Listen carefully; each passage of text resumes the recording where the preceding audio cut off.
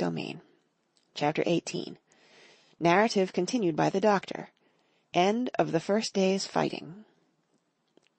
We made our best speed across the strip of wood that now divided us from the stockade, and at every step we took, the voices of the buccaneers rang nearer.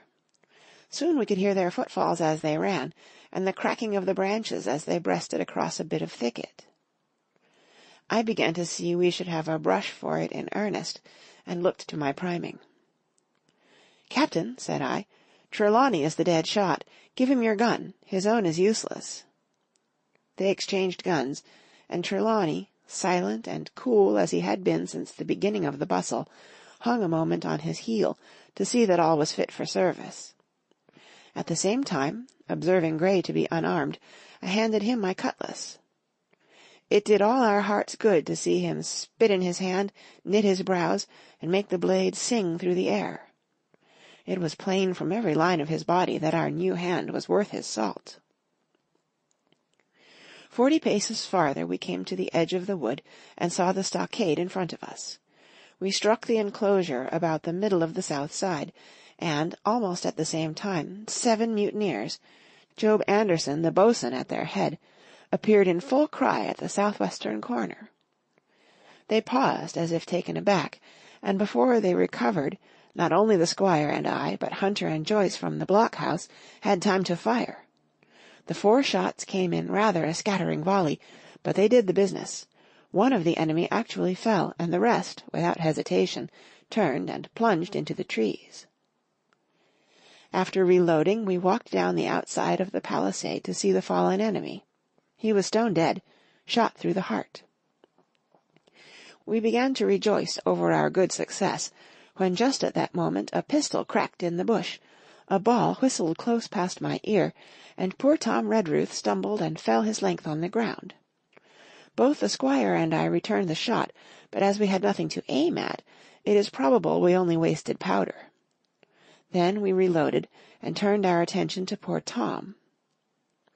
The captain and Gray were already examining him, and I saw with half an eye that all was over.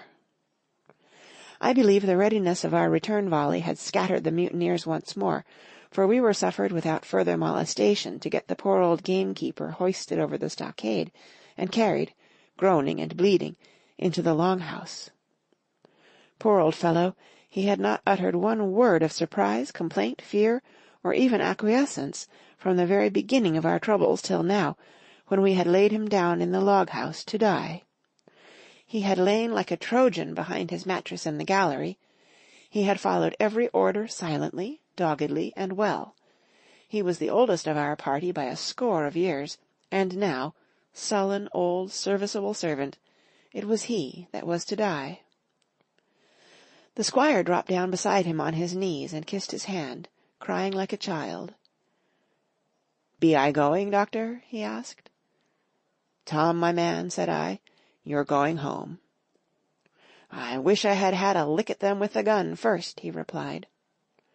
"Tom," said the squire, "say you forgive me, won't you?" "Would that be respectful like from me to you, squire?" was the answer. "Howsoever, so be it. Amen." After a little while of silence, he said he thought somebody might read a prayer. "It's the custom, sir," he added, apologetically. And not long after, without another word, he passed away. In the meantime, the captain, whom I had observed to be wonderfully swollen about the chest and pockets, had turned out a great many various stores, the British colours, a Bible, a coil of stoutish rope, pen, ink, the log-book, and pounds of tobacco. He had found a longish fir tree lying felled and trimmed in the enclosure, and, with the help of Hunter, he had set it up in the corner of the log-house, where the trunks crossed and made an angle. Then, climbing on the roof, he had with his own hand bent and run up the colours. This seemed mightily to relieve him.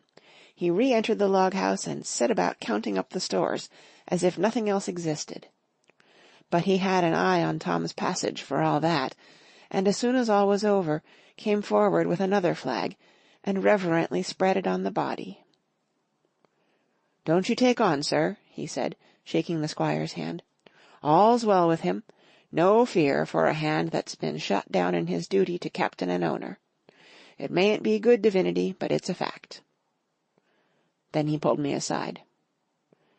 "Dr. Livesey," he said, "in how many weeks do you and Squire expect the consort?"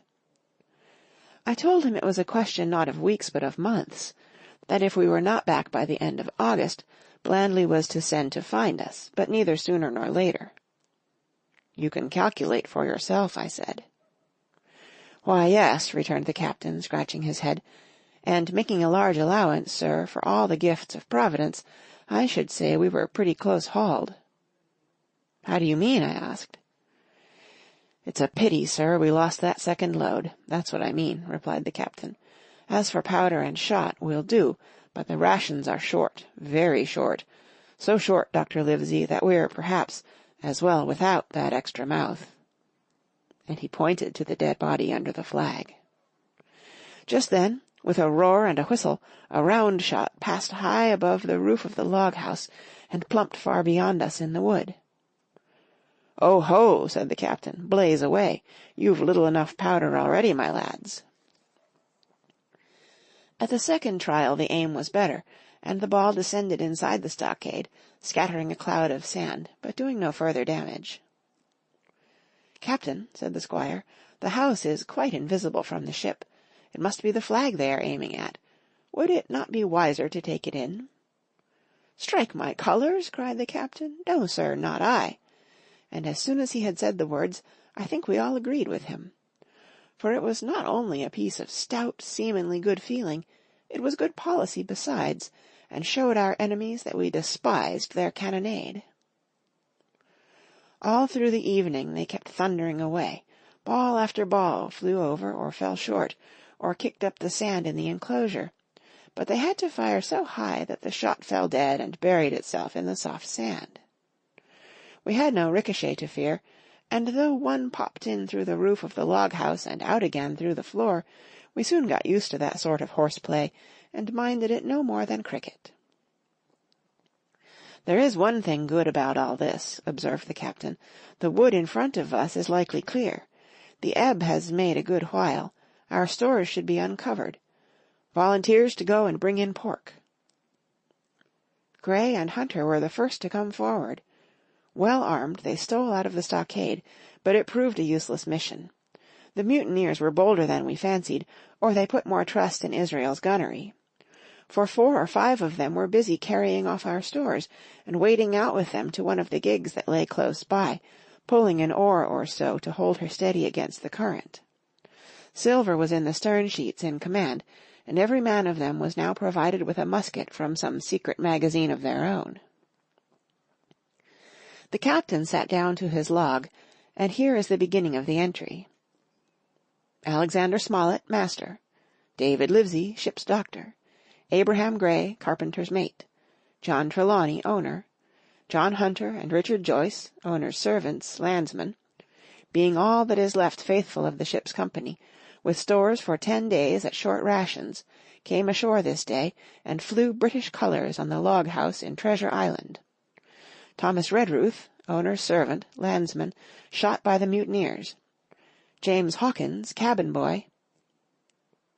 And at the same time I was wondering over poor Jim Hawkins' fate. A hail on the land side. "Somebody hailing us," said Hunter, who was on guard. "Doctor, Squire, Captain! Hullo, Hunter, is that you?" came the cries. And I ran to the door in time to see Jim Hawkins, safe and sound, come climbing over the stockade. End of chapter 18. Read by Kara Schallenberg, www.kray.org, on Sunday, September 20th, 2015, in El Sobrante, California.